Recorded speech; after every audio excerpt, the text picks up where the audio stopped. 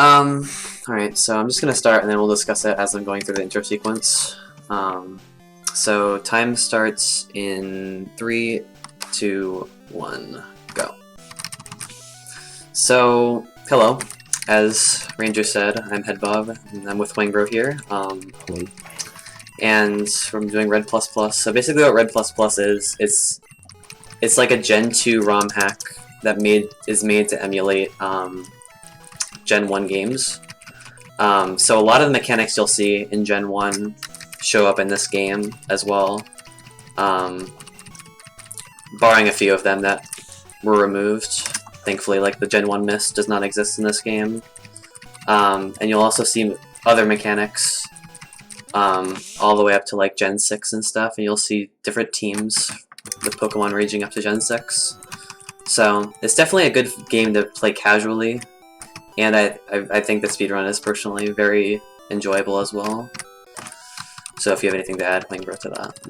Yeah, so it's basically Gen 1 battle mechanics, Gen 2 sprites, some updates from stuff up to Gen 6, like different types and movesets.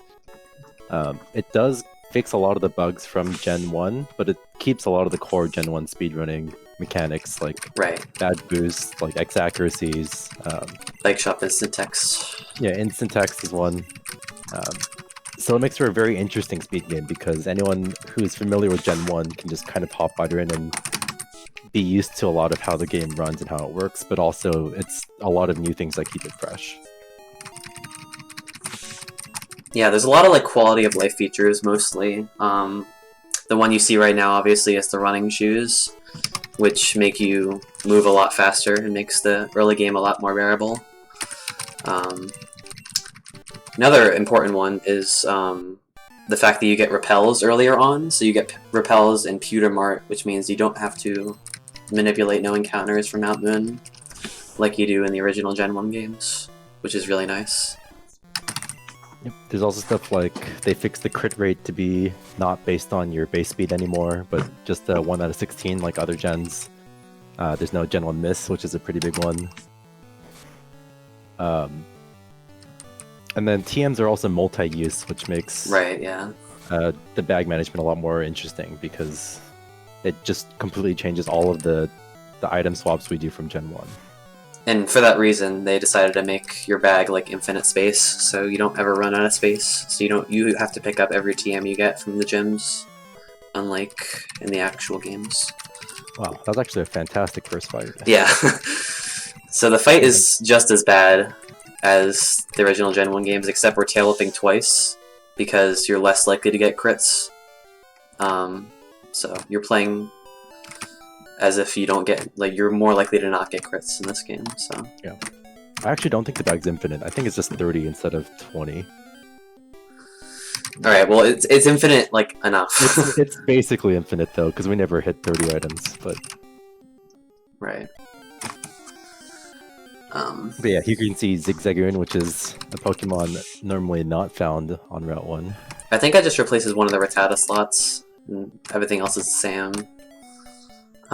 But I would have killed that Zigzagoon if we actually needed the experience, which we don't. You get Water Gun at level 7, and thus you don't need to get to level 8 for Brock.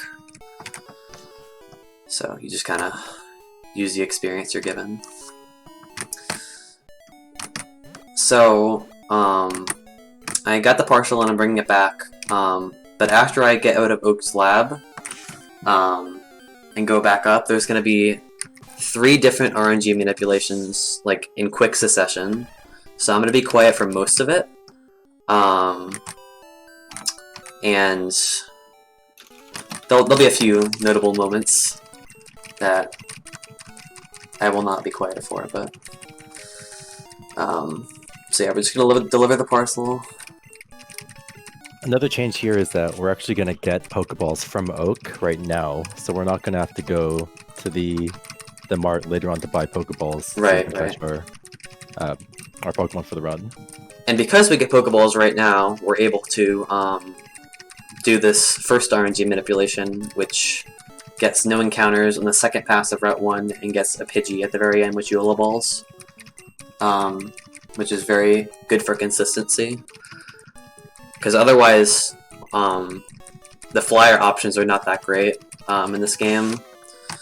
In Route 3, I think it's only like 20% to get a flyer, so the best spot you have is right before you actually get fly, which is really late into the game. So we're just gonna zoom it up here.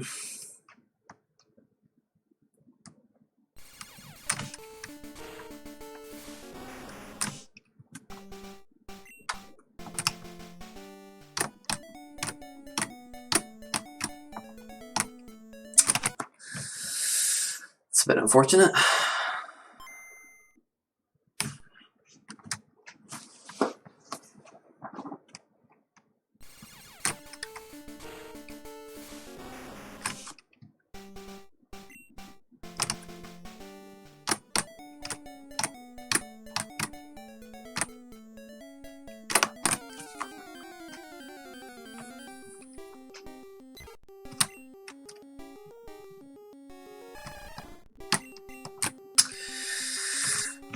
Well, that's an issue.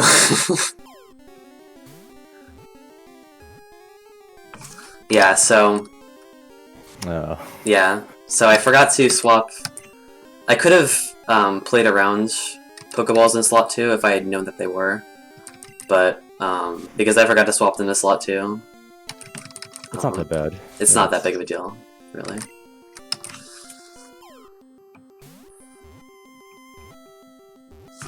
But yeah, like Route 1 is the best place to catch a flyer normally, but the problem is you're not guaranteed to find a flyer on the second pass up. So it really made the route pretty inconsistent in terms of where you found your flyer. I'm just gonna get the potion. Yeah. So we decided that manipping it for Route 1 for no encounters and then getting a Pidgey at the end just makes it way better in terms of consistency. Alright, so here's second minute where we get our main Pokemon.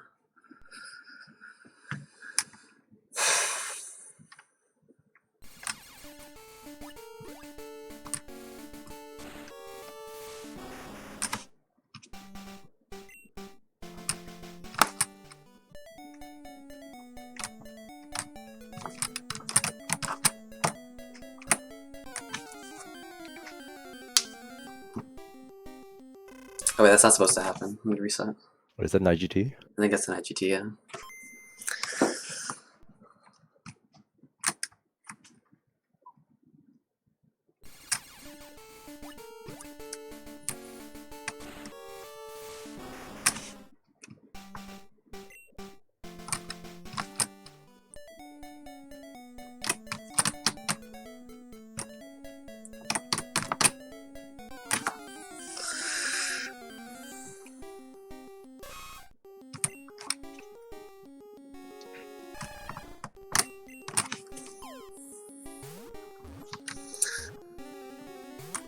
What the heck?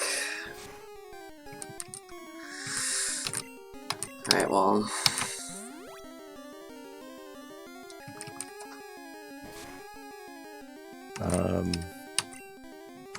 Yeah, maybe weaken it?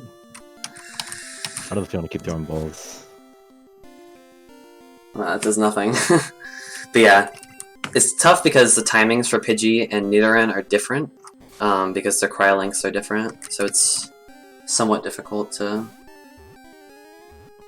clear the text boxes at the different times. This was a Nidoran minute found by the Bomb Stew, which was, I think he's the first person to really route out this game. The Nidoran is FFEA, which is 15 attack and defense, 14 speed, and 10 special.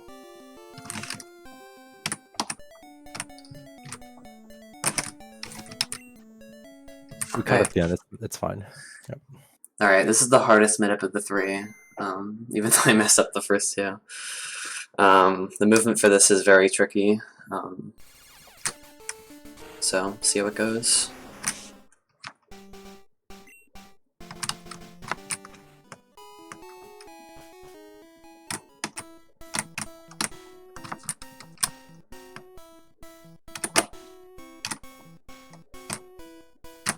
Oh my god. I think this actually works until the very end. Yeah.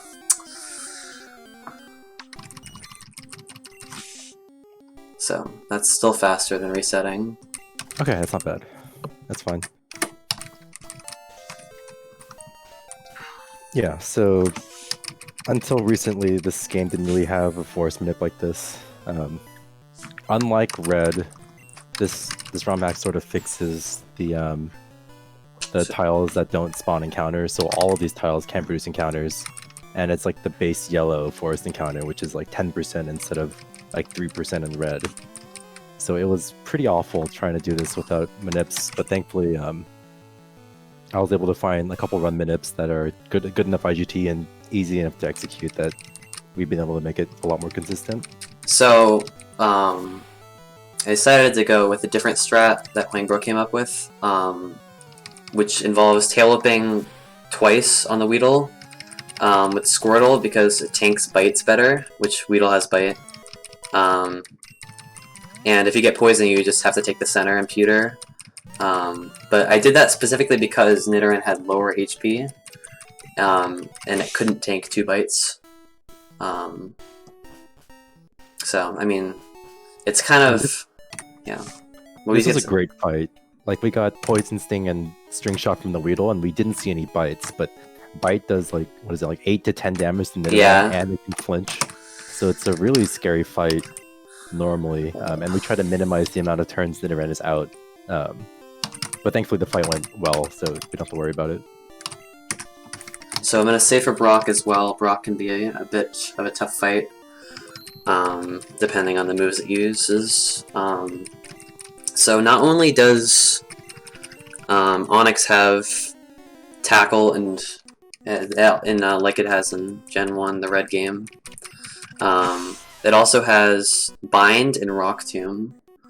It has Bind in yellow as well, but the fact that it has Bind and Rock Tomb can basically just lock you in and just kill you. So if he just uses Bind until you're in range for Rock Tomb, then you just die.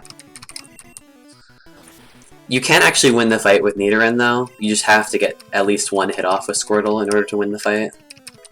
So, getting double defense curl is a really good start though. Yeah. Full HP entering Onyx increases the chance of success by a lot.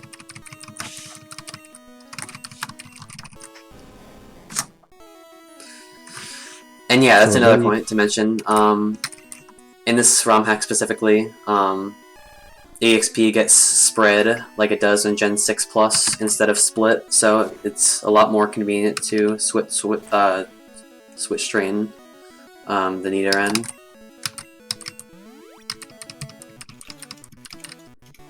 I was in Rock Tomb range there, so... okay. Actually get red bar for these level ups. Oh, okay, that was a good fight. You're through.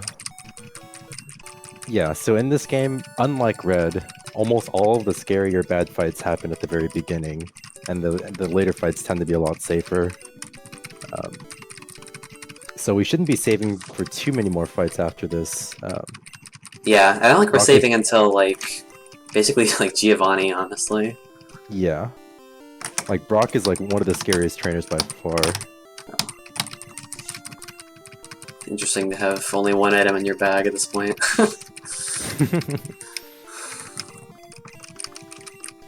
Yeah, so here you're going to notice we're going to teach Rock Tomb to Nidoran, but the TM is not going to disappear from our bag like it normally does in Gen 1. So that means a lot of the Gen 1 shopping had to be changed because Gen 1 shopping really revolved around swapping something to the bottom of your bag or to the top, using a TM to refresh your cursor to the top, and then taking more action from there. But because TMs are multi-use, we have to sort of route around that, and it was a pretty interesting challenge to see how the menus changed. Yeah. So we have options for killing the Pokemon Route 3 here. We have both Peck and Rock Tomb. Obviously Rock Tomb is stronger, but it also has a 5% chance to miss. It's only 5% in this game, thankfully, instead of 20, since the move was updated to its Gen 6 stats, which means it's also 60 power.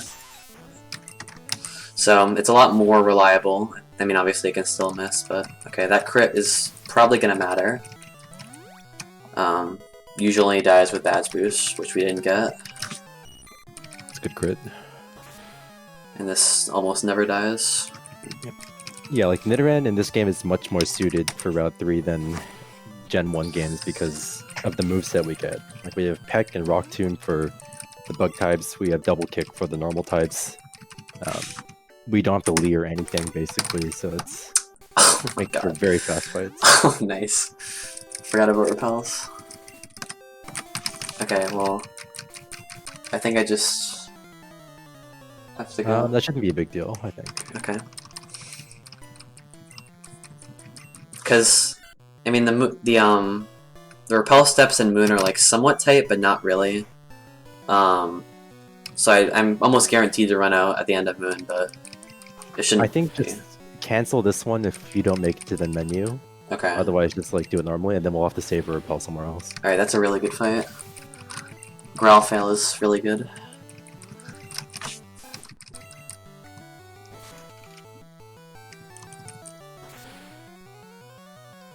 Okay, you usually need at least one Bad's boost to kill that, so.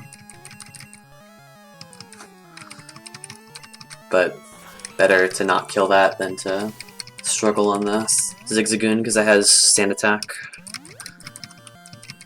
And Sand Attack is really annoying. So that's basically all the risk there is for Route 3. That fight is probably the worst one on Route 3.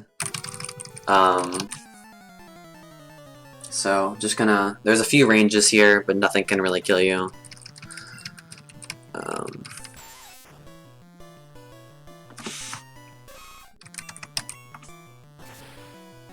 Yeah, I think just try to make the repels last. If not, I think just buy one more repel in Vermilion when we're there. Okay. Should be fine.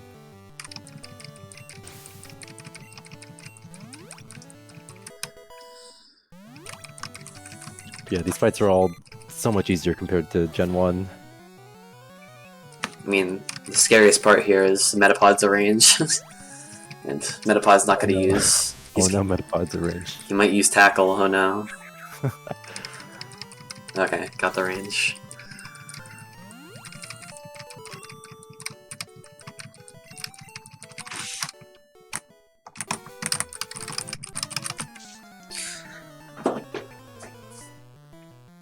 And then this Caterpie is also a range, but again, you're at too high HP for to really do anything.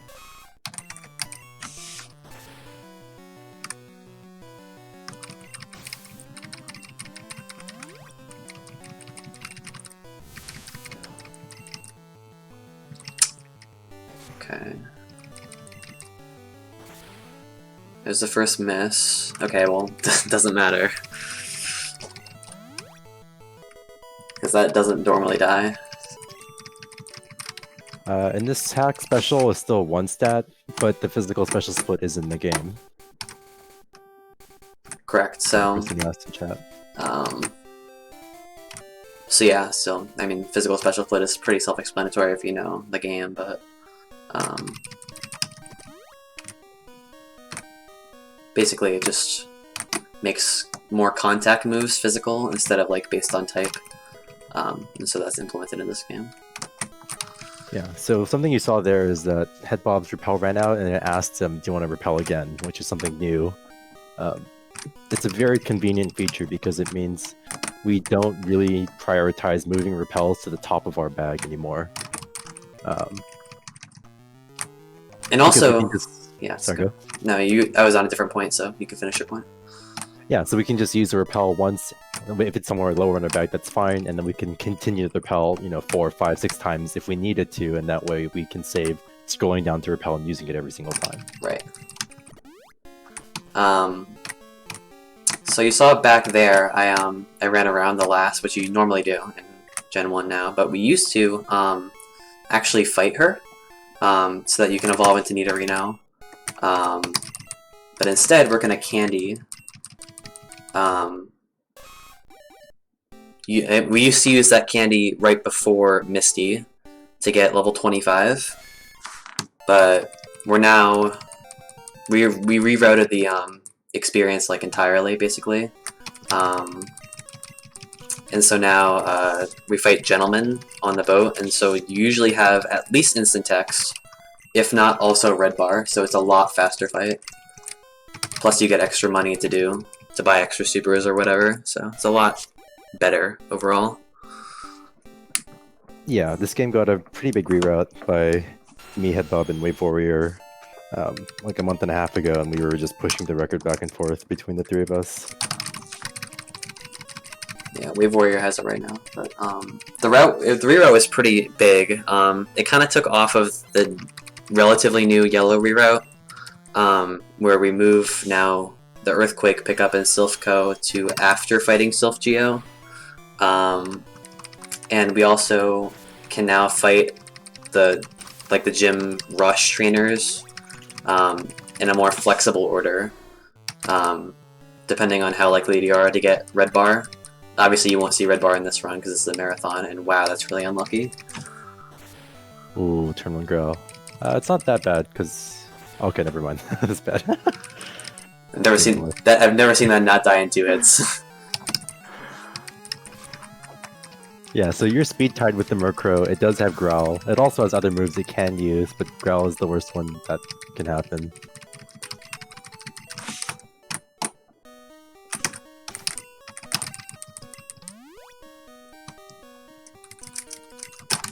So this fight is more annoying than anything. It can't really kill you, but for some reason, Mateo, like a ROM hacker that created this ROM hack, decided that it would be a great idea to give this guy a shiny Umbreon, which has Growl and Sand Attack. Okay, good Pikachu there. He's pretty likely to drop your attack by 1 at least. Oh, that flinch was very good. And Yeah. the fail. So we normally 3-shot this, but if you get Growl, that can be even worse, and Sand Attack there is not ideal at all.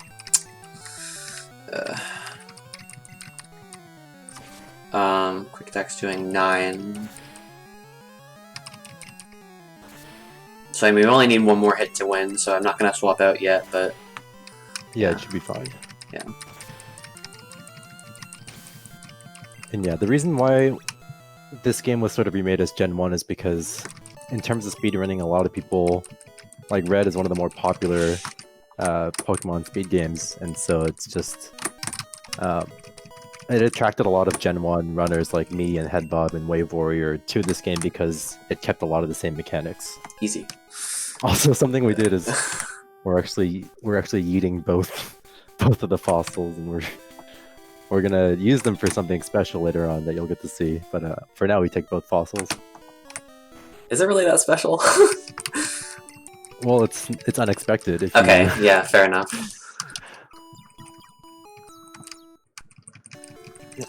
So similar to Red, what we're gonna do is take the center to recover HP and our PP, and then we're gonna get instant text from the bike shop, which is not a glitch because this was intentionally not fixed in the ROM hack Kappa. Yeah.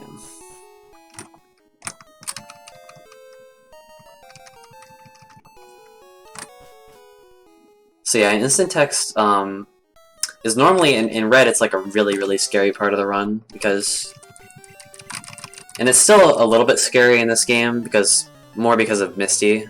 Misty's kind of similar in difficulty, but the Nugget Bridge itself is a lot safer, I think. Yep. So you're much less likely to have to heal on the actual route.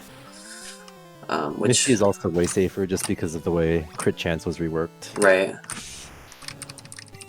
So I'm actually gonna Rock Tomb this because Headbutt PP is what you're really like kind of worried about, or not worried about, but like What you're tracking. right, you're tracking it because you almost run out at the end of this route. So we Rock Tomb there in order to headbutt something else that is faster to headbutt. Poison Powder there is really good. The reason why we want to use Headbutt more often is because it's a shake animation move. Right. And this is something that carried over from Gen 1, is that you can see the difference between Peck and Headbutt. When you use Peck on a Pokemon, the Pokemon sort of flashes and has this animation. But when you use a move like Headbutt or Double Kick or Rock Tomb, the screen shakes a little bit. and that shake animation is, I think, almost a second faster than the flash animation. Also flinch chance, like we've already said. Yeah. Because it has sleep powder. That one in particular. No. And also the Nidoran's the flinch chance is important. Because it has double kick, which is really slow.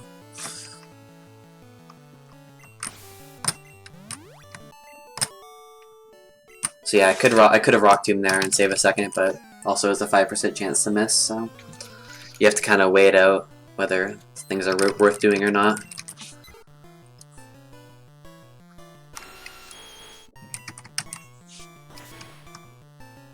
Yeah, but like Headbob said, the rest of the bridge is pretty straightforward. We have access to strong moves without like Mega Punch or Thrash this early on, so we can mainly just sweep everything else. Okay, well, guess double kick wasn't always dying there.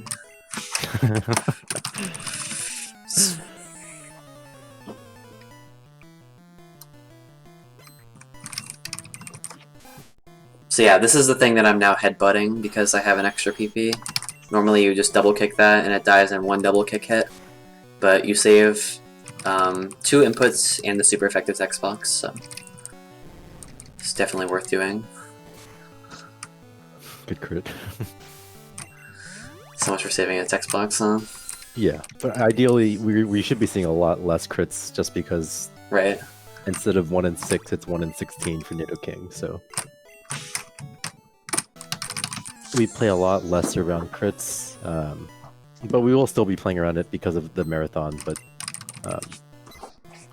most of the time we're not really going to worry too much about crits. 2 inputs is roughly like probably 14-ish frames. Text box, it depends, but text box could be like maybe like 0.4, 0.5 seconds. That's a good crit. Yeah, so I mean, we're not saving that much time by using certain moves over another, but it all adds up. It's a speedrun, and we're trying to go as fast as possible, and there's no reason not to do faster strats. There are no abilities in this game. That's not something that's added. So, this is another instance of where we use Peck. Because it's super effective, but it also does like pretty much the same damage as Headbutt. It does a little bit more, which increases because the Mankey's a range there to die, and it's not very good range. So although Headbutt would save the super effective text box, it's much less likely to die overall.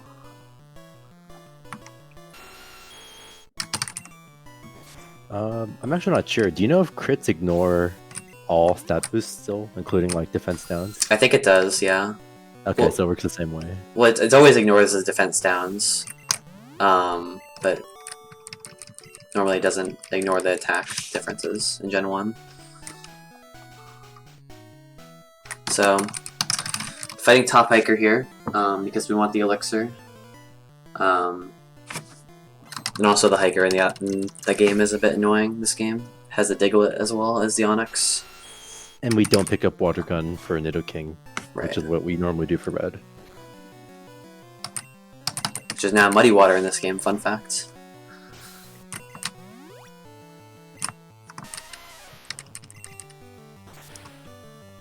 There are still badge boosts in this game, and it works the same way in Gen 1 where badge boosts are reapplied when your stats change. So for example, if Headbob got hit with a string shot, that would reapply his attack badge boost from Brock. So it works the same exact way in Gen 1. That's actually a mechanic he intentionally kept for the ROM hack instead of fixing it like he did with other bugs.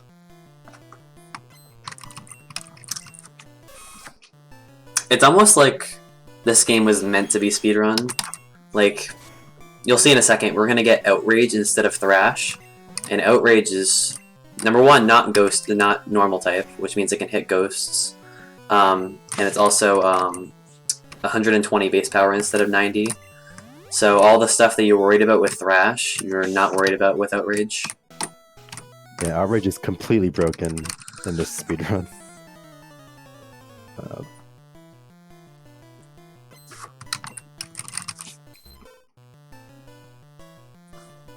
But yeah, I mean, I definitely think he had speedrunning in mind when he was routing this, just because when he made this, because the fact that he kept instant text was like a big Right. flag that this was sort of like he had speedrunning in mind. Like he fixes a lot of other bugs in Gen 1, but decides to keep stuff like instant text or badge boost reapplication, even though he's clearly aware that these exist.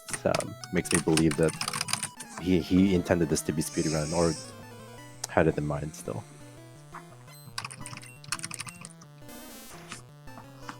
So yeah, we're gonna get Outrage after this Oddish, and then it's just gonna destroy everything.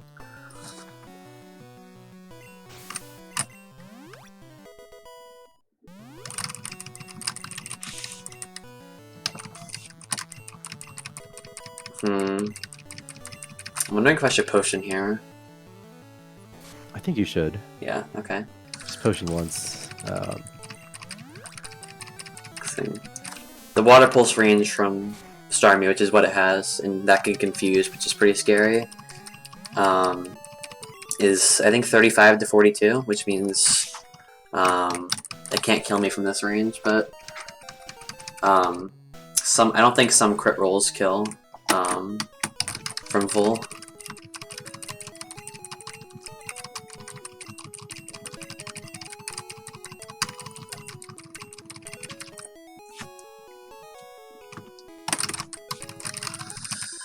I think there are fairy types in this game. Love Sekiro. Yeah, there's definitely fairy moves. One of the vending machines in the rooftop of the Celadon department store sells Dazzling Gleam now instead of Tri Attack. So, like I think like Jigglypuff and Clefairy are definitely fairy types.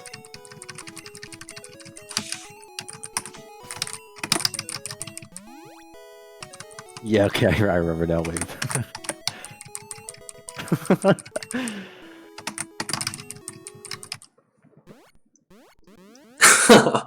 oh yeah, good times. That was an unfortunate race between me and Wave Warrior, where I accidentally fought an optional with Clefairy. I used Outrage and didn't realize that, first of all, Clefairy was fairy type, and second of all, that it resisted dragon moves, and I actually just wiped to it, so it's a good way to remember. Damn, never do it again. So yeah, in Red, Machop is a really bad range, but just never doesn't die in this game. It always dies in this game. Thank you. No worries.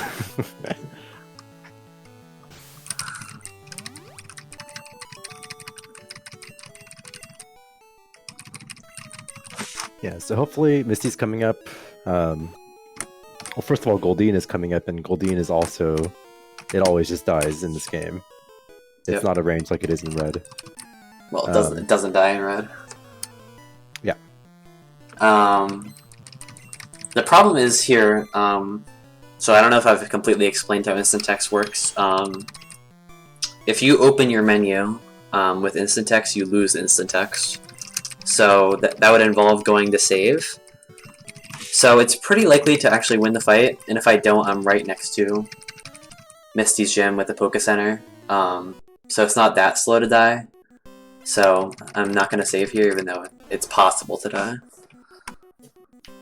Yeah, like we're basically playing around like a 1 in 16 chance to crit. That's one of the only ways we can really die, because we can probably swap if we get confused. Right, yeah.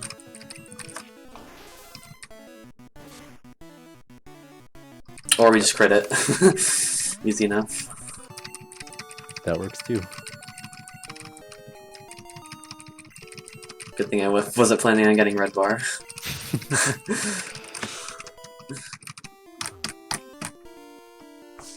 Yeah, so now the rest of this, the next split should be extremely safe at this HP. We're not really at any risk of dying.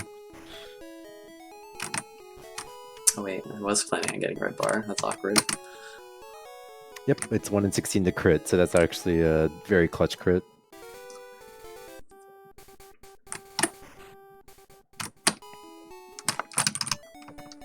I actually just recently noticed this, so in Gen 1 games, not all routes do this, but you can skip the jingle there, by like picking it up on one of the first possible frames, you can.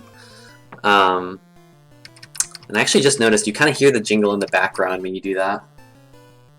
I never noticed that before, but it doesn't add any time to picking it up, so.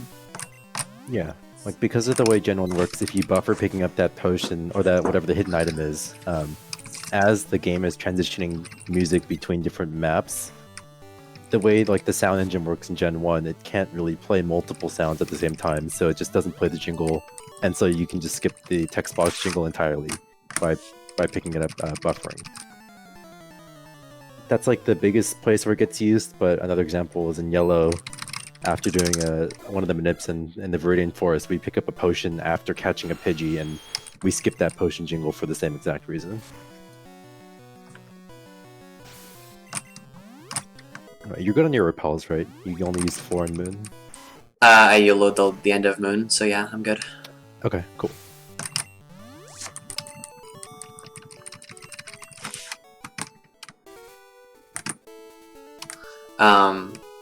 So again, another scary fight in Red is nothing in this game. Boat Rival. The only scary part is it is kind of scary in Red Bar, but the Ivysaur at the very end is I think like 27 and 39 range to die in one shot, yep, which is like yeah.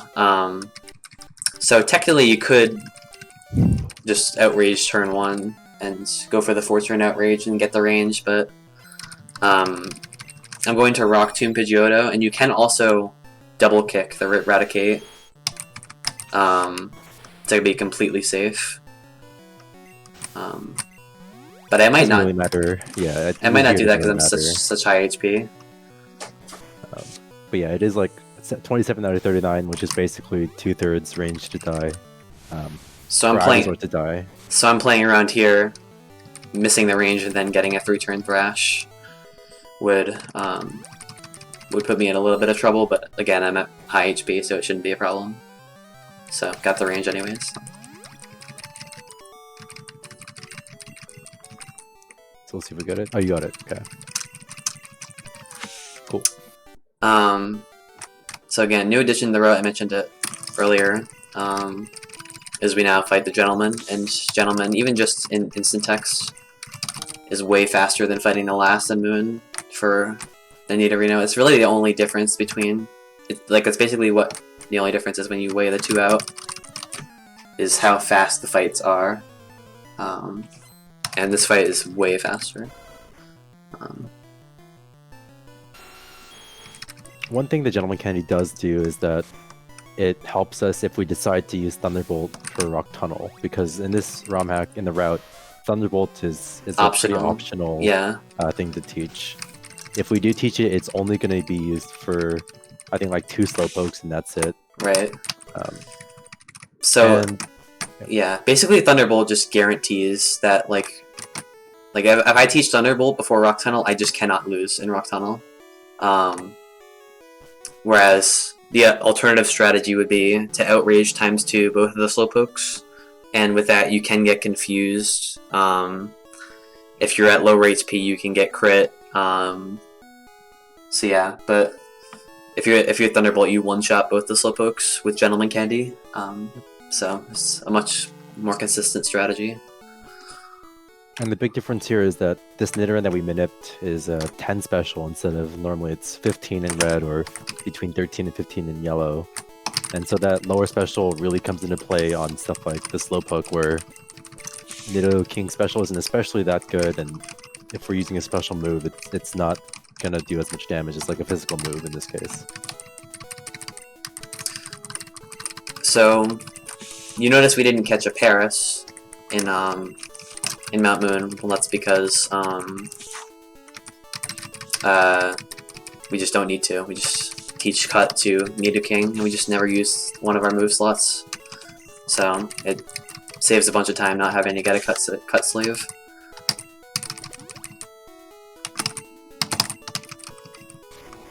And now similar to Gen 1 again, going to save to manipulate the first 2 cans in Surge's Gem.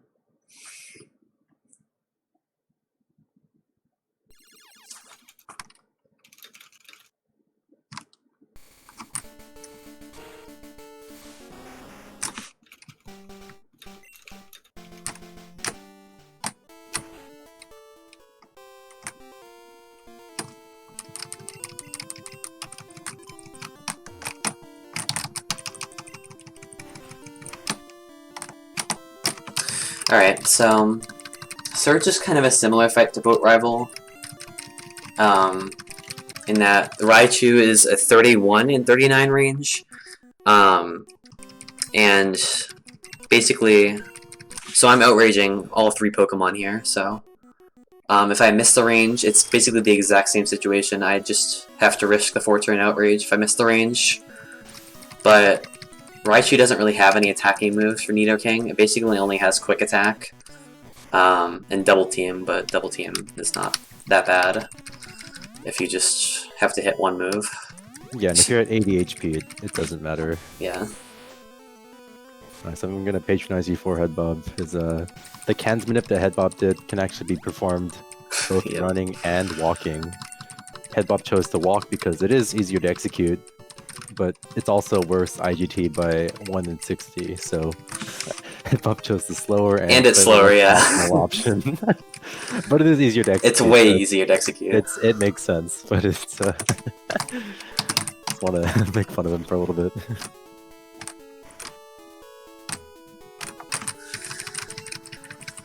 Yeah, Surgeon Rain, this is ultimately, the base of this ROM hack is Gen 1, it's Pokemon Red, but they are using Gen 2 sprites, which is why it looks like a Gen 2 game. But the battle engine, the mechanics in terms of like how the game runs, the overworld, the scripts, everything is basically still Gen 1. That's been modified, of course.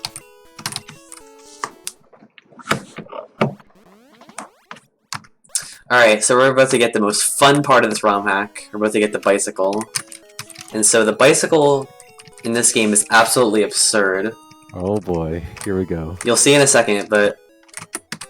So, that's the bike. Definitely shouldn't have done that, but... basically, it's as fast as Sapphire's Mach Bike is, while fully accelerated. So... It's pretty insane. Yep, it's basically 4 frames per tile.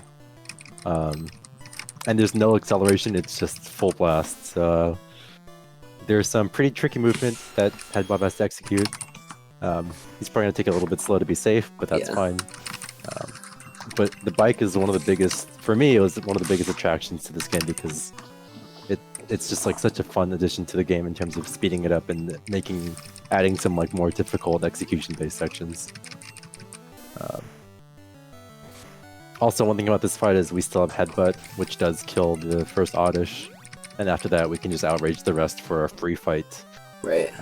We don't have to like land a Mega Punch, we don't have to land a 4-turn Thrash, it's just guaranteed win. Right, exactly.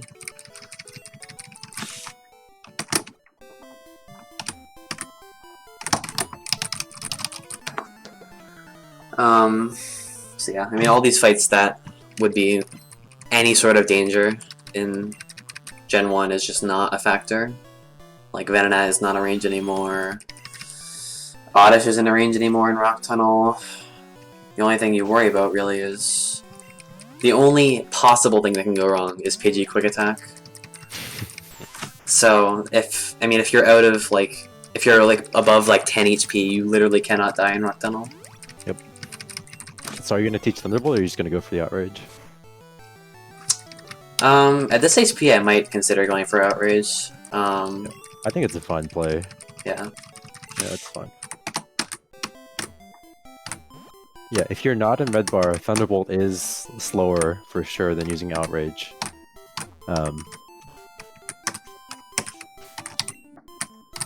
But it makes this level completely free. Because you're just teaching Thunderbolt, which is toward the bottom of your bag. You're only using it like twice for 2 Pokemon.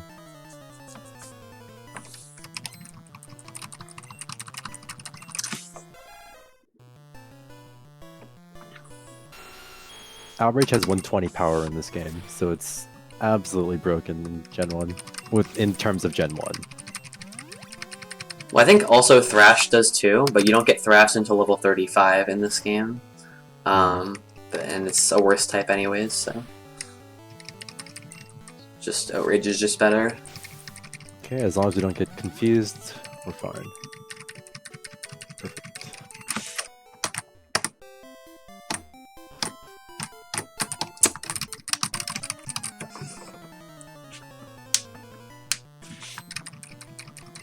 Yep, Outrage is 3 to 4 turns, same as Thrash. It's basically just a better version of Thrash.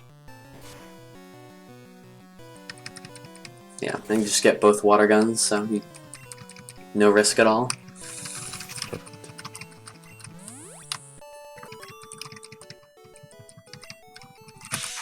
So now all that's really left to worry about is just not hitting any trainers from here until Celadon, because again the bike is extremely fast and you have to make sure you're on the right lines before you commit to a movement.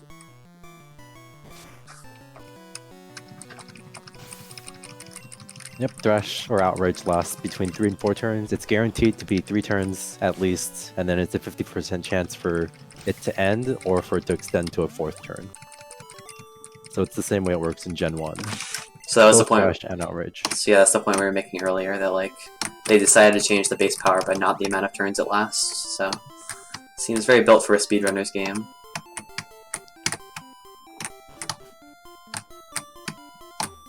Okay, that's good.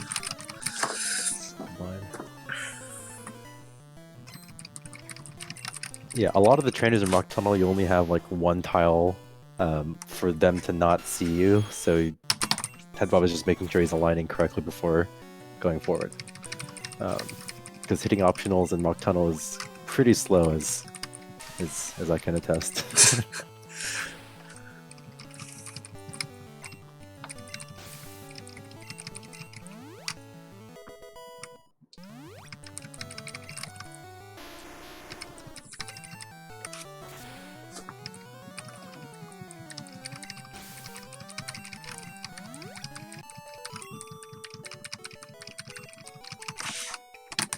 Yep, we are indeed at the bike section for Rhoda. Wow, I think that's the best I've ever done that part. I always mess that up completely. Nice. It's clean.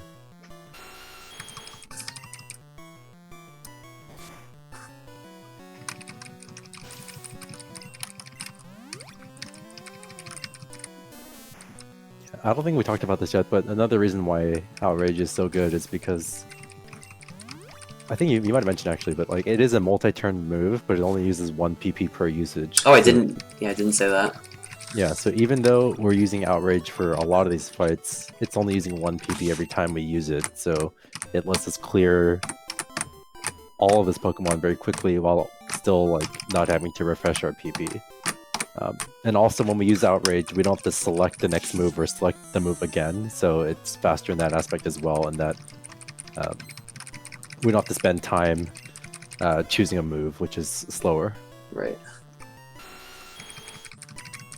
I was too scared to go only down 1 tile there, to clarify.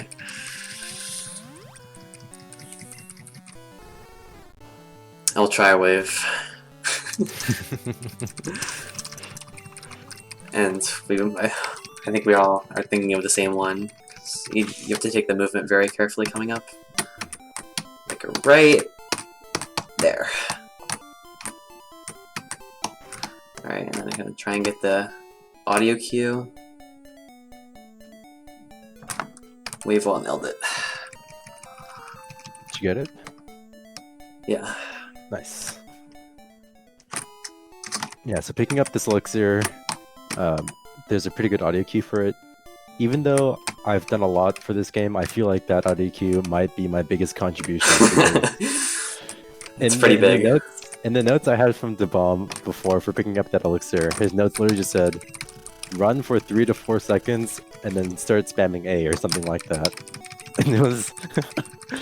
and so I realized that there is a decent audio cue you could time with the music for the downbeats, and it was just consistent enough for us to get it almost every time between the 3 of us, so that's probably the thing I'm most proud of out of the reroutes, the manips. Right, here's where the fossils come into play. The stupid audio cue.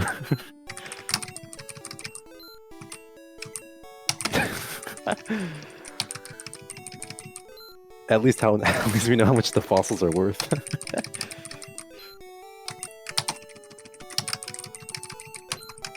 But yeah, we can just sell them.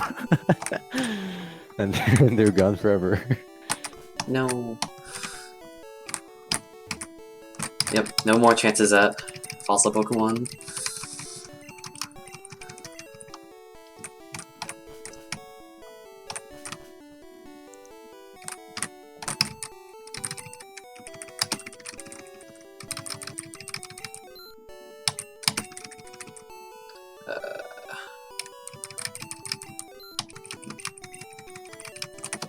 I'm really surprised, actually, that I still have enough to buy 7 supers.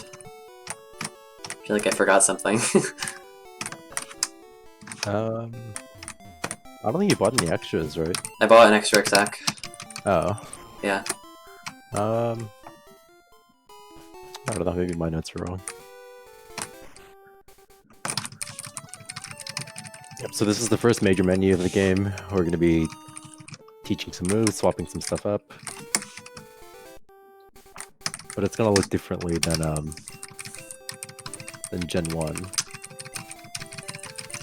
Another thing is that, like, because this game has select bike, which means we don't have to open our bag to get in our bike, we don't have to have bike at the top of our menu like it is in every Gen 1 game.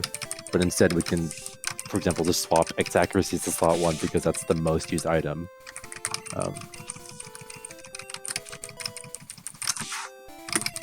So instead of our menus going from top to bottom and then back top again, a lot of it's going to be top to bottom and then that's it.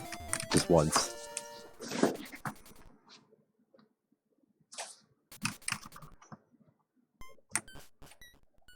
Headbob, they're asking what keyboard switches you're using. What keyboard switches? Do you have a mechanical keyboard, or are you just using like a regular keyboard? Yeah, I'm just using... I mean, I guess it sounds mechanical, but like, seems pretty standard, I think. There you go. He's using rubber dumbs for anyone who's asking. Alright, easy as that. Yep, this rival fight is guaranteed at this HP. We just set up an X accuracy and horn drill everything. The Pidgeotto does have quick attack, but again, it's not really a concern at this HP. Yeah, so if you can get quick attack 2 turns in a row, if you're in red bar and die. It also has Gust, which I think does the same damage.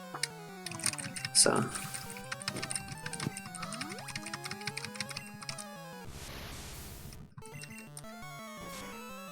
One thing you'll notice is that one big difference from Gen 1 games is that we did not pick up and teach Rock Slide to Nidoking. And normally we do that because we need to have a move to hit ghost types, where there's usually 4 Ghastlies in tower that we have to get through, and we don't have a good move that KOs them in one hit. And there's Outrage just for the save the day. Yep. Because it's Dragon type. Good friend Outrage is Dragon type, 120 power, and it obliterates the ghost types in this in tower.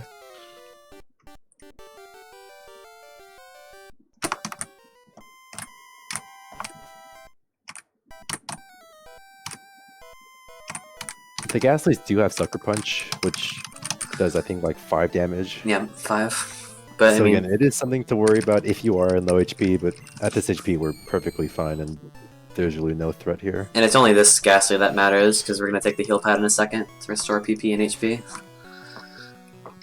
But didn't get Sucker Punch anyways. And Mr. Beast doesn't have it. Yeah, but we do, our outrage count is like pretty tight here. You'll notice that after he uses this one, he only has 1 left, and we're taking the heal pad. We actually ether right before Surge because we have to try to maximize our outrage usage as much as possible, just because it's such a good speedrun move here. Similar to the Gen 1 routes, at least the red route, we're picking up both elixirs. Does Yellow not do that? It depends. It depends on the routes. There are certain yellow routes that don't pick up the hidden elixir if they're doing the, like the late EQ route picked up the Silph elixir instead. Yeah, okay, I see. I think the current route does pick it up, but I'm not sure anymore. It's been changing a lot.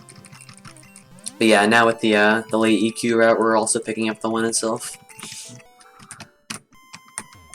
Yeah, one big difference is, well, I'll talk about it now, but we'll talk about it more later, is that one big difference in the late game is that we're actually teaching Fissure because there's no way we can avoid getting Giovanni's TM, so we're actually going to use Fissure, and because of that, we're going to need a lot more PP items and use them a lot more compared to red or yellow. Exactly.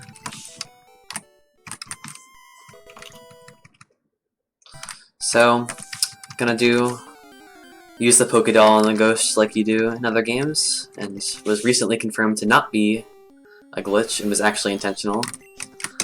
Yeah.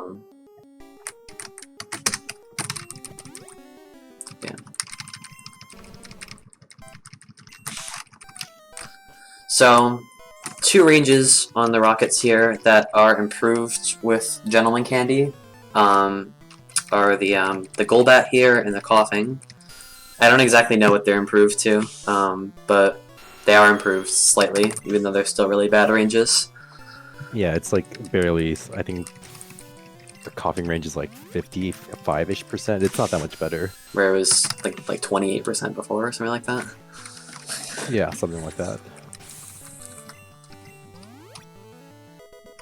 But yeah, so you saw me Ice Beam there, just to make sure that we didn't have to go for a 4-turn Outrage.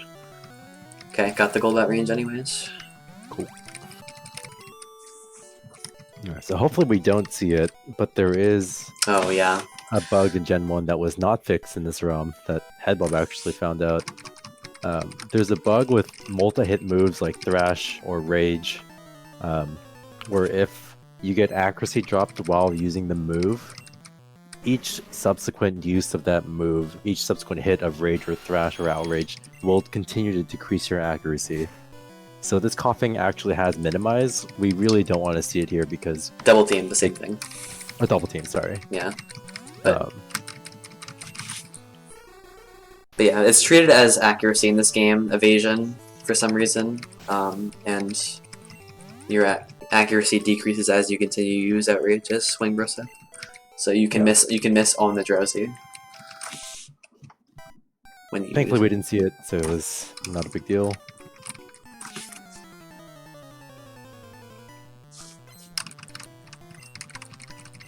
Oh yeah, another thing coming up that we rerouted out is before we used to, similar in Red, we used to get the Pokeflute and then fly to Celadon and take the center.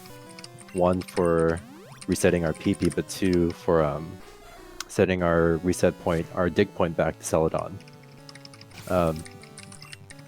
Because we don't use Horn Drill on these 3 rocket fights after the Pokemon Tower Rival, we don't really need the Horn Drill PPs. We're at 5 out of 5 right now. And we don't really need to take the center to set our dig point because it doesn't save enough time for us to take the center. Because at this point we're full HP. We don't really need the PP for the center. There's no reason for us to take the center when we can just have our dig point still be in Cerulean and then just fly or bike to wherever we need to go. Does it reset once Outrage ends?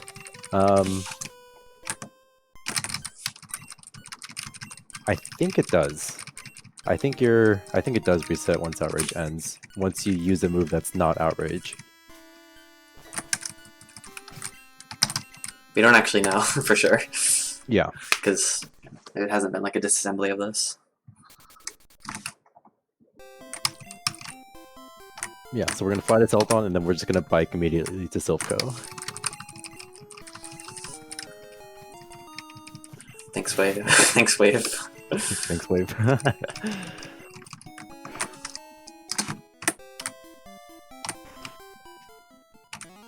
But yeah, you'll notice that like Headbob's through time was like 58. Whatever, yeah. Which is, yeah. Whereas that's like at least like 3 minutes better than like very top red times for Flute. And it only gets faster from here. Hence the hefty estimate that's better than the Red world record.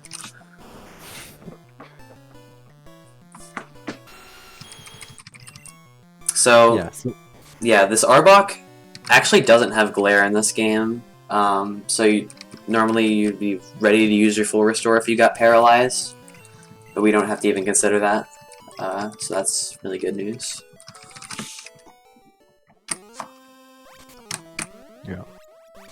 One of the big differences in the reroute that the three of us did is that we routed a better fights for the next coming ones, Rival, Rocket, and Giovanni 1, in order to basically set up Silph Bar in this game. Yeah. There's still not really that many consistent ways of getting Silph Bar, but we routed out really good ways to try to maintain Silph Bar for as long as possible, which is why the record's gone down as far as it did. I think before the reroute, like the best time was like a 137, and right now it's like a very low 135 from Wave, and Wave even lost like at least like a minute on his run as well. So this game definitely has a lot of potential for top end times, but in terms of playing safety, it's also very consistent as well if you want to play slightly safer and slower. It's a lot of damage. But so yeah, I'm not going for Silph Bar here because it's not as risky as it is in Red, but it is still a huge risk that you can take. And it's just much more consistent to just not go for Red Bar. So we're just gonna play the fights as normal.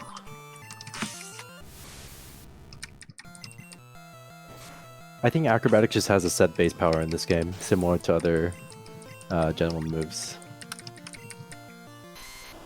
Yeah, I think that's correct.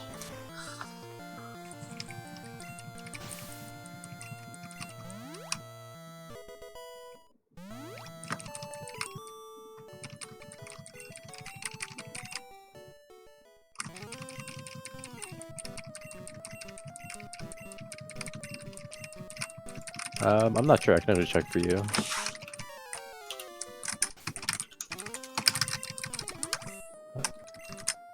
Looks like it's 110 power in this game. I'm not sure what it normally is, but it's 55 without a held item, or with a held item. There you go. So it's doubled to 110 if you don't have one.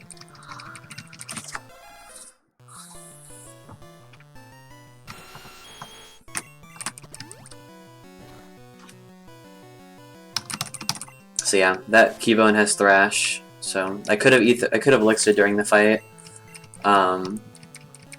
But if I had gotten Thrash turn 1, I would have been guaranteed 2 Thrash hits, which puts me in Red Bar, and I wasn't really willing to take the risk. Yeah, like a lot of these Pokemon are more like, it has like one strong move that we're kind of a little bit wary of, and like 3 either non-issue or weak moves. Exactly. And, it's not very consistent in terms of trying to get Red Bar, but it does make the game overall a lot safer.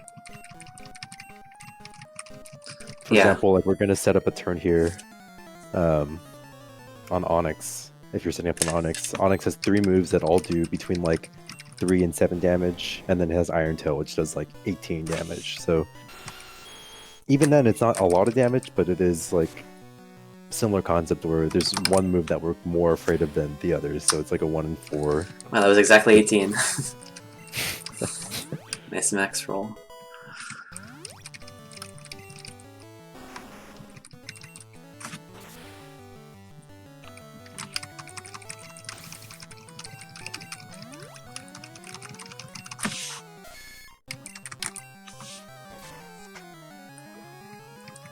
Yeah, so after this fight, we're going to go backtrack to the 10th floor like we do in Red, pick up Earthquake and the Rare Candy, and then dig out and go to Snorlax.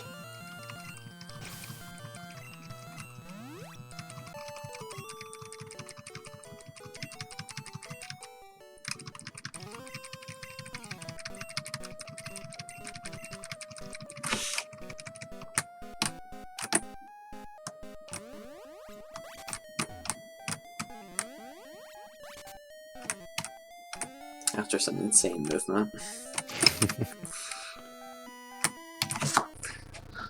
Yeah, the run's currently going well enough. It's going average. Like Headbob's going to be well underestimate, assuming he doesn't die like a bunch of times in the late game. It's been a pretty good like standard run. Like nothing too terrible's happened. Actually, like pretty decent luck in terms of like Short Sky and Rocket. Shoot, where am I going? That down Okay, two. yeah.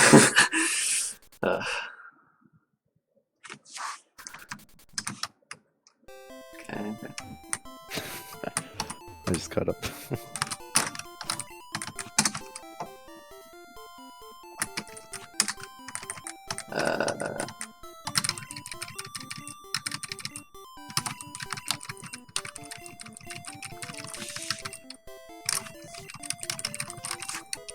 Yeah, another difference with the reroute is that before we actually used to pick up the the cycling road candy.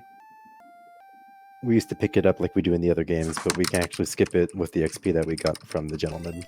Which means we also can skip a repel. Yep. So we just repel at the start of Safari.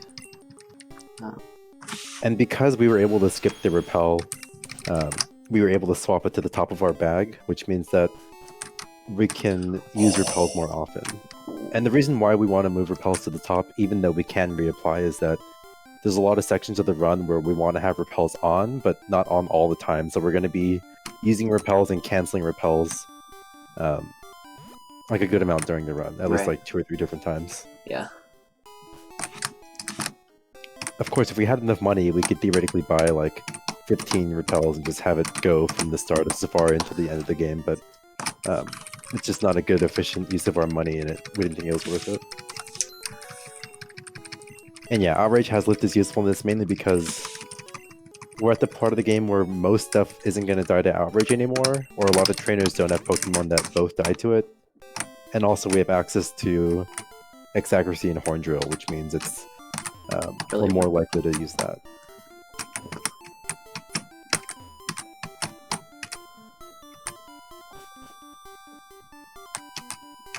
I think that's correct. That's really early.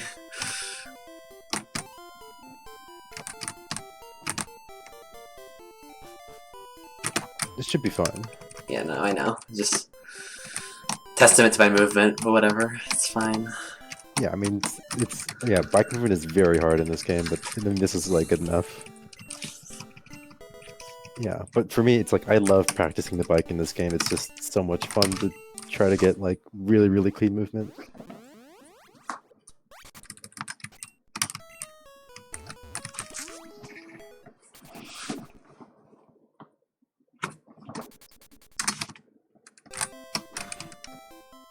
So yeah, now we're gonna do Koga. Koga is like pretty risk-free.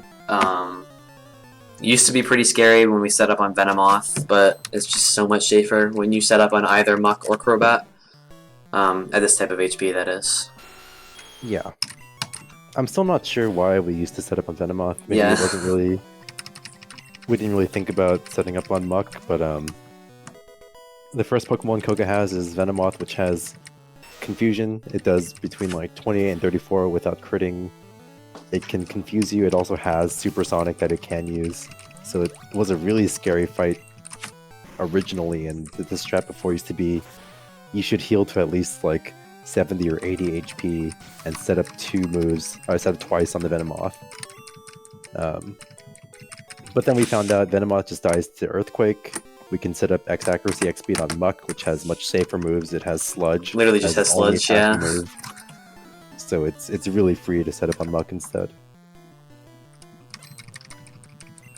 I mean, I don't want to discredit DeBomb's 2-wave, because DeBomb put on a lot of work with the initial routing of this game.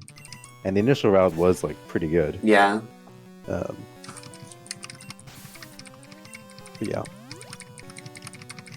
But for the first 2 jugglers, everything just dies to Earthquake. There's no Hypno in this game that can live in Earthquake. Everything just dies in 1, which is very nice. They decided to actually put poison Pokemon in the poison type gym.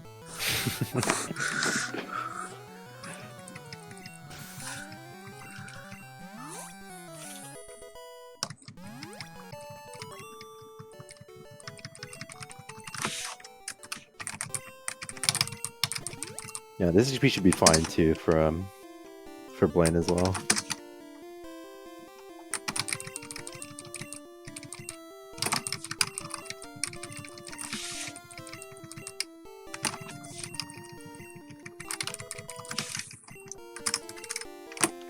Yeah, the only thing you worry about with Blaine is the Arcanine has extreme speed, which does like 30 something. So that's a really big risk you have to take when you're in red bar. Because it's like right in the middle of the red bar section, so you have to kind of decide whether your run is good enough to heal for extreme speed or not. And it's 1 in 4 to use it, so.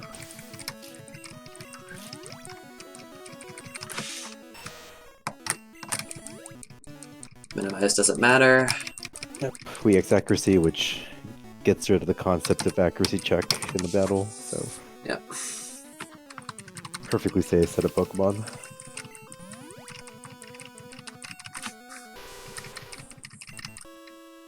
Crobat also has quick attack, so I mean if you're in range to die.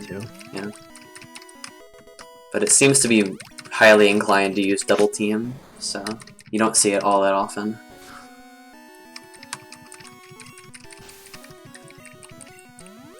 I think the bombs do actually help to write the AI for the gym trainers, right? Yeah, actually he did, yeah. Which is something pretty cool.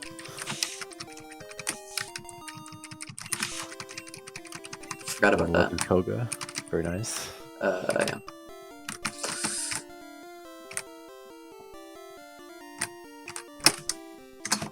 Don't forget strength.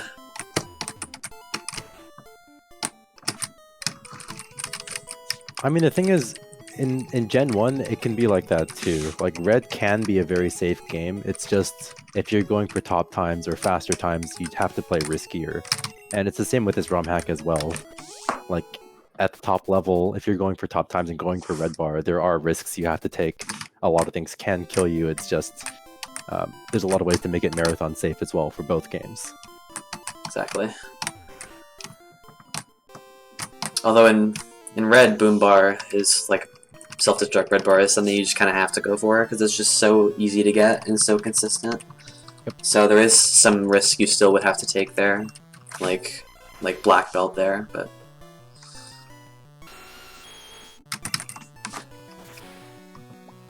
But there's no consistent way to get red bar like there is in Gen 1.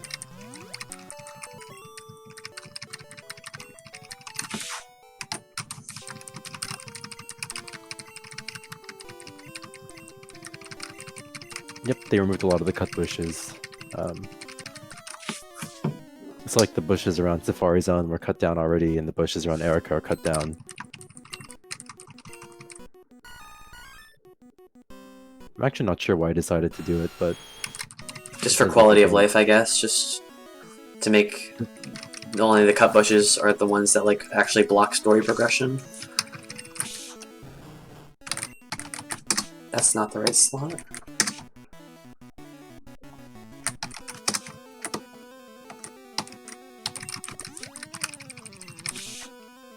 Actually, Vine Whip. That Tangela is favored to use poison powder because I don't even think we discussed this yet. We've been like talking like about it without actually saying it. Mm-hmm. But Mateo, the ROM hack creator, actually told us that that on gym trainer Pokemon, they're more inclined to use like status non-damaging moves on turns 1 and 2. I think it's like 50% to use it on turns 1 or 2 individually. And since Poison Powder is Tangela's only status move. Yeah, so the idea is like to make AI smarter or make them more difficult to fight against. They're more likely to use setup moves like if they have like Leer or Growl or something like Supersonic or Sleep Powder, they're more likely to use it earlier because those are theoretically the best to use as early as possible. So that's why it's more inclined, for example, for Tangela to use Poison Powder, like Headbob said. Which is fine for us. I don't think it's exclusive to this ROM hack. I think Gen 2 AI works similarly, but Gen 2 AI is much, much more complicated than Gen 1 AI. In terms of how many different layers and checks that the Gen 2 trainers can have. Yeah. One final note about the reroute that I want to talk about is that we actually get level, I think it's 44. Yep. Per mansion before the reroute, we used to be level 43, and there are a couple level 43 Pokemon in Mansion that we can encounter. I think one of them was like Magmar. There might have been Mux as well. Yep, it's exactly the two. But yeah, also, thankfully, sorry, go. But yeah, also we're skipping mansion candies here, which puts us a level down for the rest of the run. So that doesn't really matter anywhere except now we can get level 49 Onyx encounters in Victory Road. That's basically the only difference. I was meant to Elixir there. That's fine. Oh wait, no, I wasn't. God damn it. Elixir after Blaine. Yep.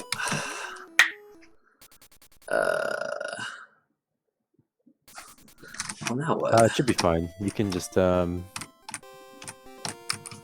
anything, you can always just pick up the max. Yep. Feature, I think. So yeah, I use 5 Earthquakes here, and you use 4 Earthquakes for Sabrina, which is why you Elixir. I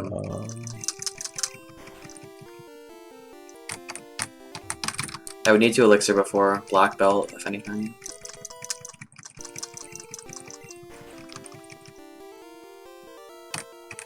Yeah, you definitely need it before Black Belt. So I think it's okay as long as I just pick up another PP item somewhere.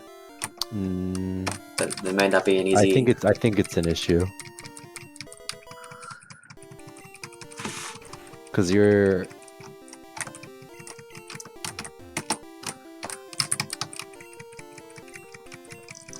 Because we use Elixir after Bruno for both Drill and Fissure PP. Well, if anything, I can just reteach either Drill or Fissure.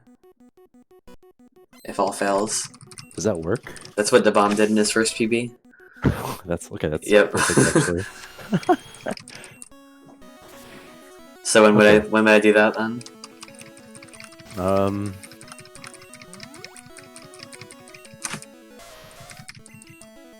So I think pick up the Max Ether after Bruno. Reteach one of them and then use Max Ether on the other before Agatha, if that makes sense. Okay, alright. Like when you reteach it, do you have to teach it over a different move, or like I've never done it before. Do you know? Well, you can teach it over the other one, right? You can teach it over Drill over Fissure and then Fissure. Well, can't do that. This might be an issue. You still have Ice Beam, right? Yeah. But you can't have two of the same move, that's what I'm saying, right? Correct, you can't. So you have to like teach something over Fissure and then teach Fissure again. Yeah. Okay, that's should be fine. Oh, you can when you're scrolling down, you can just teach the first TM you see and then teach Drill is probably the one that's higher up in your bag. But yeah. Blaine's... Okay, so I'll remind you when we get there, but don't Elixir here, just a reminder. Yep.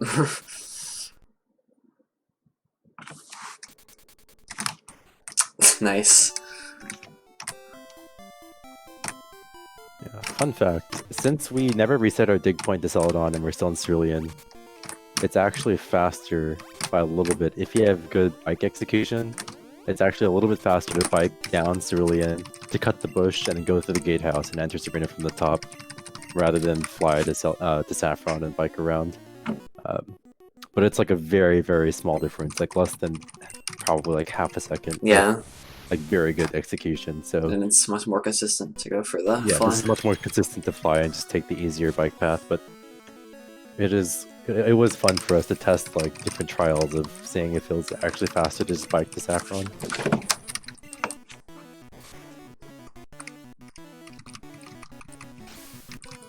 Yeah, the questions in Blaine's gym are actually the same exact answers, except all of them have different questions. So it's basically just a skin.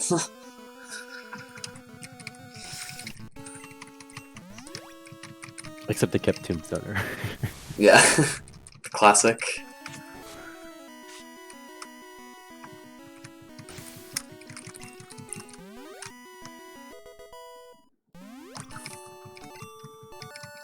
But yeah, the reason why we have to do Sabrina last is because of his Alakazam.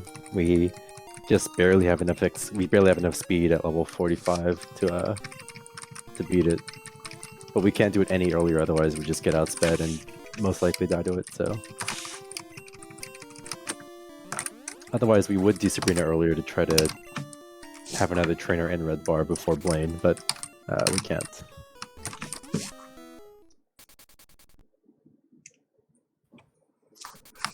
Yeah, which is why Blaine is like so tough to do Red Bar, like or to risk, because it's like right in the middle of the Red Bar section. So you have Erica and Koga, and then Blaine's in the middle. And then you have Sabrina, and then Giovanni's gym trainers. So it's a really tough decision whether you heal for it or not. And one issue is if you do heal for it and you don't get extreme speed, you're just not in Red Bar anymore, and that just slows you down. So yeah, definitely a tough decision.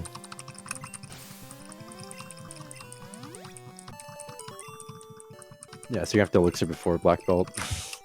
Yeah. That is not an Elixir. Uh-oh. Okay, well it's... I want to say it's fine, but it's like mostly fine. I think it should be fine for the Route 22 grass tiles. You might have to YOLO the Route 23 grass. Yeah, so that's the exact reason why you X speed there, just to be safe. Is because both Machokes have counter, and they're both 32 and 39 ranges. So if you miss one of them, you can get countered and just die. Yeah. It is only 1 in 4 to use counter, and again, the range is very favorable, but it definitely can happen. And so we X speed just because we have an extra X speed, and the X speed gives us the attack badge boost in order to make them not ranges anymore. But normally we don't play around that. Normally we just go for Earthquake and just go for it.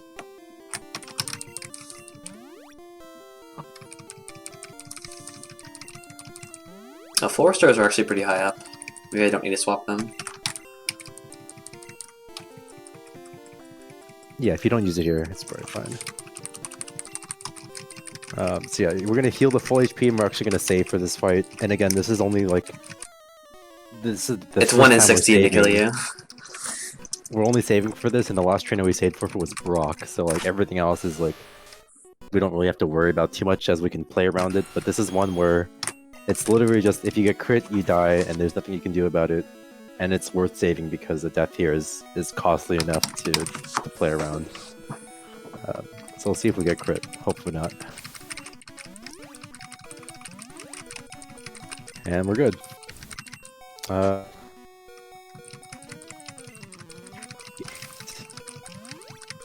it doesn't, but that's fine.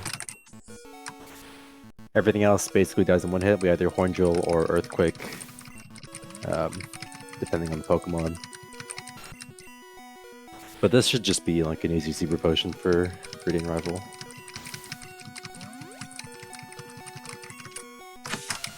Almost Earthquaked.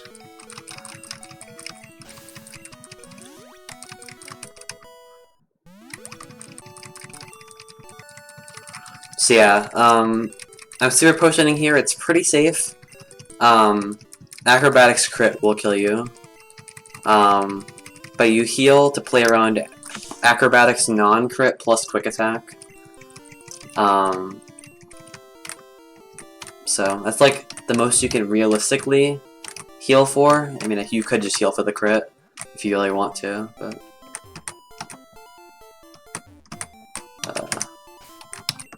Yeah, but it's only 1 in 4 to use Acrobatics, and every other move doesn't really do that much damage for us to really worry about. So it's like 1 in 4 and a 1 in 16 to use Acrobatics. So I think I should risk these grasses? Your Repel active. Is it? Yeah. I don't think it is. I just used one. I just didn't use one. I think you're supposed to on this menu. No, but you used it in the gym and it didn't wear out yet. Oh, yes. Okay, good thinking. Yeah, so I think I'm pretty sure it'll wear out before the Route 20 3 grass, but that's only 2 tiles, and then you can just repel at the start of Victory Road for the rest, and it should be fine. I do need to remember to pick up the max ether, assuming there is one. There is one. It's on the. It's not on the top left corner, but it's like the tile where it normally is. On like the the island is split up into 2. Yeah. I think it's on the bottom island, the top corner there.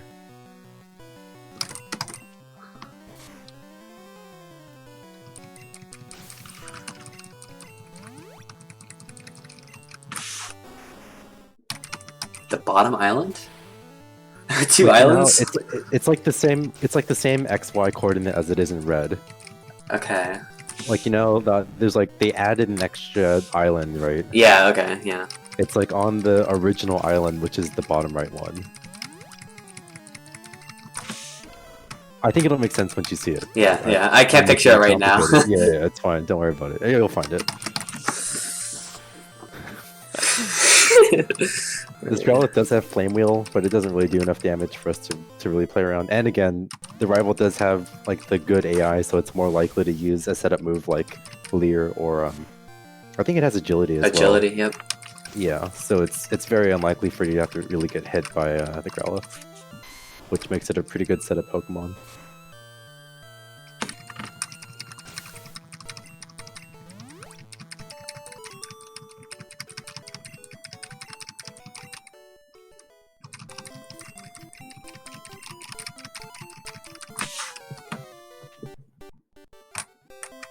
So hopefully Headbob can find this the max ether. Yep.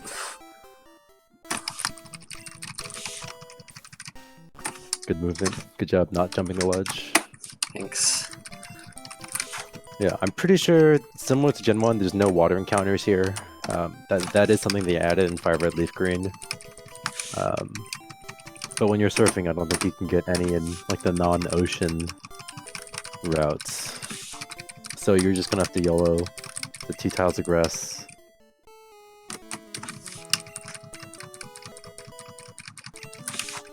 Or you might not even have to. You might just be able to repel at the start of the grass and you'll be okay, I think. Oh, okay. I get it. Okay. It makes sense, right? Okay.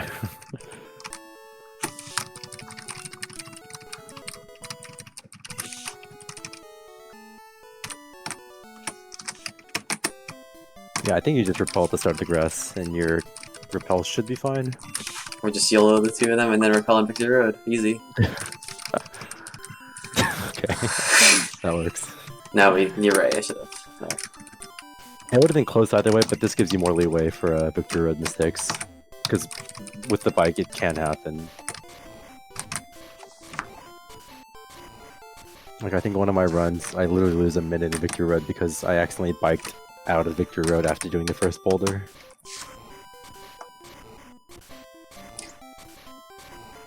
And then Wave lost a minute too. I forget how it happened, but I know it was at least an Onyx, I think, but it was something else on the split. Maybe it wasn't a Victory Road. I know he lost a lot of time on Agatha because she was being really mean. I think he hit the 4-star like 3 or 4 times. Okay, good job dodging the trainers.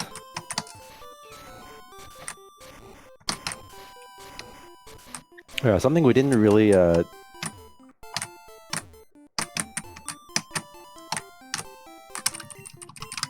agility from Growlithe, I see. Something we didn't really talk about, but like another thing they added in Gen 1, oh sorry, in this game compared to Gen 1 is the ability to use field moves without opening your without opening your bag and actually selecting the move. So like when we wanted to use cut or wanted to use strength, we can just talk to the boulder, or talk to the tree, or talk to the water to use surf instead of opening our bag and using it. In some situations, it's actually still faster to open up your menu and use cut or strength still, but well, it's never faster to use strength in the menu, right? I think strength is slower. Yeah. But cut is still faster. Yeah. But that is like another quality of life change she added for this ROM hack. You don't have to. It's more intuitive in that, you know, if you want to surf, you don't have to. Oh, interesting. Did not know about this.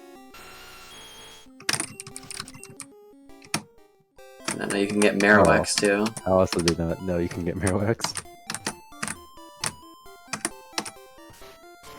But yeah, long story short, you can get encounters.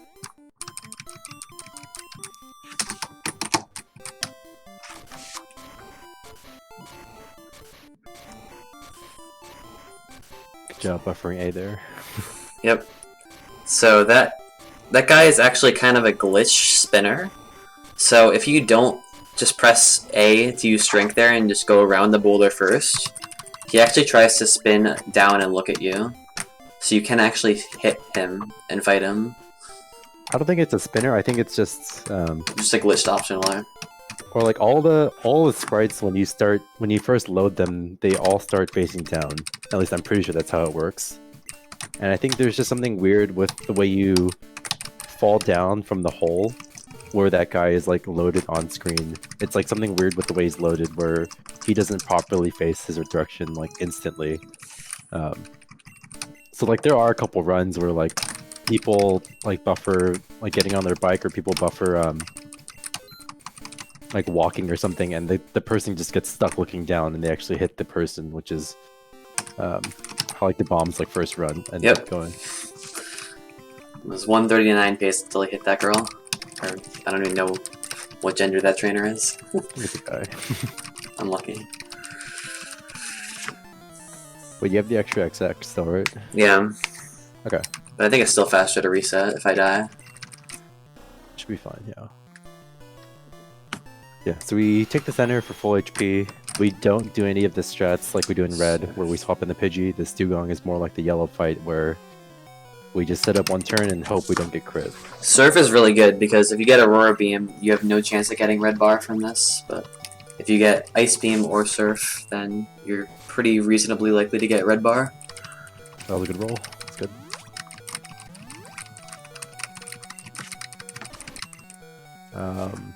Is this... What are you gonna heal for Bruno? Is it just super and a potion? Actually I don't know. Maybe just full restore. But that seems... I don't know. 4-star is fine. It just means you don't have Red Bar for Bruno. Yeah, I mean, hard to get anyways. Not sure Super Plus Potion is worth it. I mean, it's fair. 4-star is definitely like the safer play.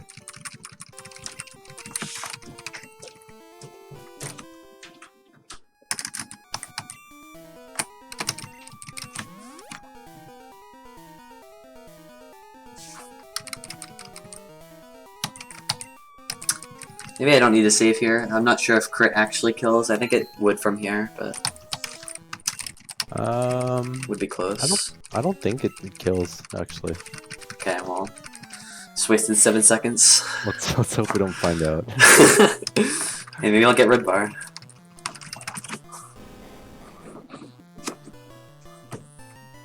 Yeah. So I think my notes play around. Actually, yeah, it shouldn't kill. It shouldn't kill. Yeah. Yeah, definitely not.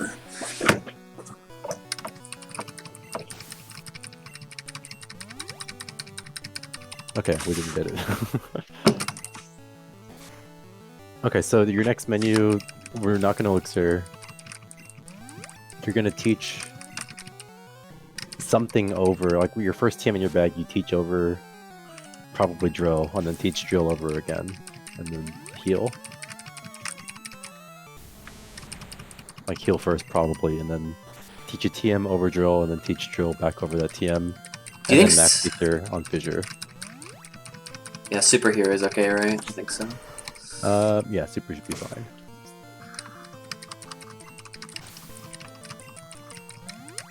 Alright.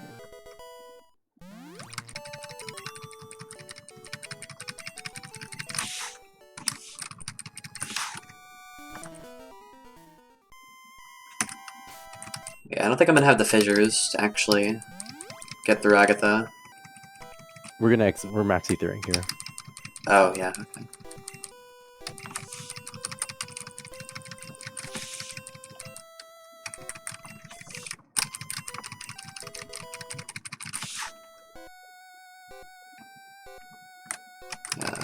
That's not... okay, well... It doesn't matter either way, I think. And then... You skipped TM7. No, I didn't.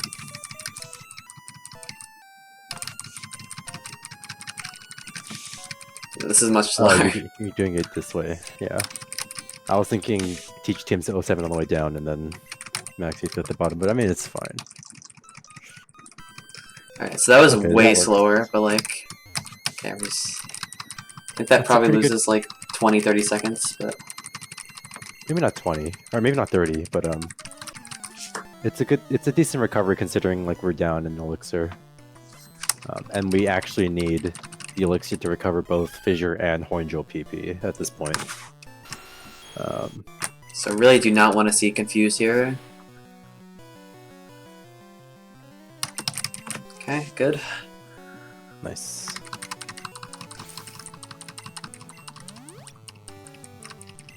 Does the Houndoom have any scary moves at this point? Is it just Flamethrower crit? Yeah, that's it. Okay. Not bad.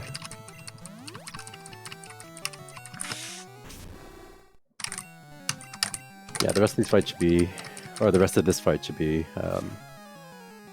pretty straightforward. For most of the E4, we're just going to be using when it KO moves, really.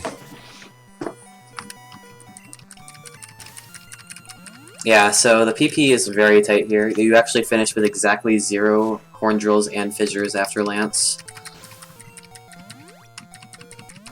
And we have to carefully use like certain moves at a certain time because Fissure is ground type and doesn't affect flying Pokemon. We have to make sure we have enough Horn Drills for all of Lance's flying Pokemon. So we have to like make sure not only are we using one KO moves, but we're using the right one for each of the battles. Flamethrower could have burned, but it doesn't really matter in the context of this run. We're going to 4-store for Lance anyway, and the attack drop doesn't really matter because it's Fissure, yeah. One KO moves.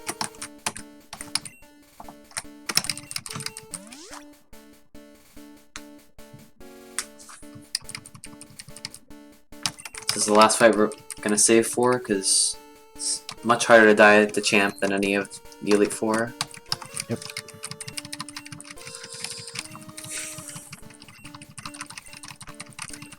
Lance's lead is Gyarados, and instead of Hydro Pump it has Ice Fang, which is maybe worse.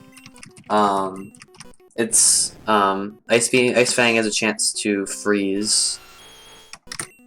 It's probably not worse. But... It's not worse. I mean, considering we're setting up twice on Gyarados, it's not worse.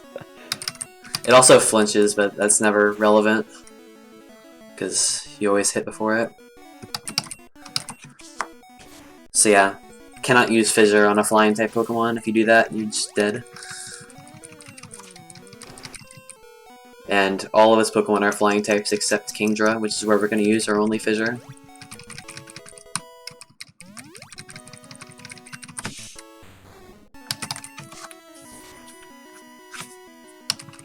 Yeah, unfortunately we don't get to keep Red Bar. Ideally you don't heal to full HP for Lance. In a PB attempt, that's at least what you'd do, because you're trying to get Red Bar from 2 Ice Fangs from Gyarados.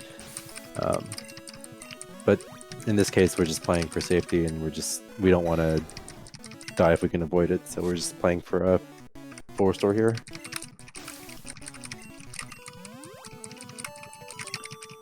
Oh yeah, Lance does have a shiny Dragonite, that's the thing.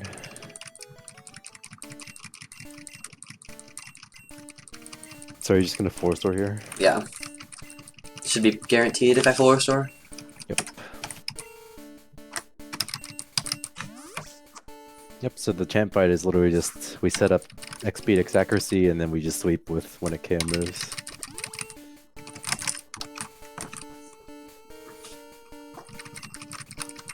So yeah, the Pidgeot has Acrobatics, which does like a third, and then the Arcanine has Extreme Speed also. So, I could play around Extreme Speed if I get a lot of damage from Pidgeot. Otherwise, I should not need to worry about it. I usually prefer Sand Attack anyways. Yep. That's something that's added for the ROM hack. In Red Blue, there's no shiny Pokemon. Alright, that's a win.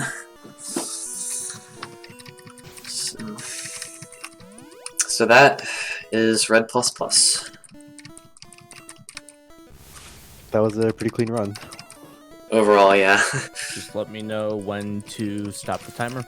Yeah. Time ends. Headbob, you can call it, but it ends on the first white frame after like the Hall of Fame cutscene. Yeah, like, it's the fade out after. Yeah.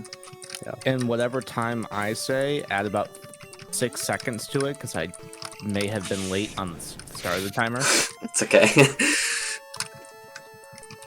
I have the real time anyways, so it doesn't. Clearly, Headbob didn't trust my timing skills. Exactly. It's okay, I don't trust your speedrun skills. Oh my damn. Fire. No, Headbob's one of my favorite people in this entire Oh, thank you. community. Mine too. Mainly because we just like have fun with runs and we enjoy ourselves with it, rather than just like trying to be all serious. Glad that's Also, what I'm I known just want for. to say, like, Travis mentioned this in the intro, but like the variety of games that Headbob has played and picked up in the past like year and a half, like, it's like insane.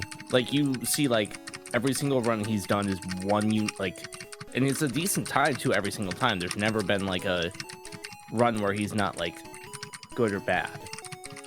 He's like it's solid every single time. Thank you guys so much. That's really nice. But yeah, big shoutouts to DeBomb. If DeBomb had not started routing this, I don't think anyone would have picked this up. DeBomb picked it up. He made like all the knitter and minips for this and really put in a lot of work routing it initially and making it as good as it is for us to improve on later. So yeah, for sure, props to DeBomb. And as for the other ROM hacks, make sure to check out the PSR ROM hacks Discord. Time is here, by the way. Okay, well, PSR ROM hacks Discord. There was 3 ROM hacks, I think, this marathon. So big representation for ROM hacks this PSR marathon, which is really nice. It's a really nice community, and I had a lot of fun routing this with Wingbro and Wave Warrior. So yeah, that was Red++. That was awesome. Alright, be sure to follow Headbob because he does a lot of variety of runs as much as possible. He's been a little bit on the grind of the Battle Factory stuff, which is so much fun. Yeah. But I think he's going to be doing a few different categories because he mentioned that the last time he streamed. Yep. Alright, we're going to have a quick intermission break. But afterwards, we're going to have JT Magic Man up on Heart Gold Soul Silver Glitchless.